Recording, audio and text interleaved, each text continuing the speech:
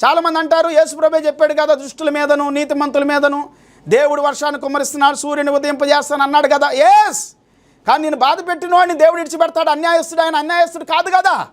నేను బాధ పెట్టినా, నేను గాయం చేసినా, మోసం చేసినా, అబద్ధాలాడి నీది దోచుకున్నా వాడికి నెమ్మది లేకుండా చేస్తాడు దేవుడు తప్పకుండా. అయితే నీవు శోధించబడుకున్నట్లుగా నువ్వు మెలకువగా ఉండి ప్రార్థన చేయాలి. చాలామంది జీవితాల్లో మెలకువగా ఉండట్లేదు పిల్లారా. మెలకువలు లేని కారణాన్ని బట్టి, ప్రార్థన చేయని కారణం బట్టి, దేవుని సంధిలోనికి వెళ్ళని కారణాన్ని బట్టి శోధించబడుతూ ఉన్నారు, తప్పుడు మార్గంలో నడిపించబడుతున్నారు, మోసగాళ్ళకి గురవుతూ ఉన్నారు. మోసపోయినా పర్లేదు కానీ మోసం చేయొద్దు. ఒక అబద్ధికుడిని వెంబడించవద్దు, దానివల్ల నీ జీవితం, నీ కుటుంబం నాశనం అయిపోయిద్ది. అబద్ధికులు, మోసగాళ్ళు ఎన్నో కుటుంబాలను నాశనం చేస్తారు, బాధ పెడతారు.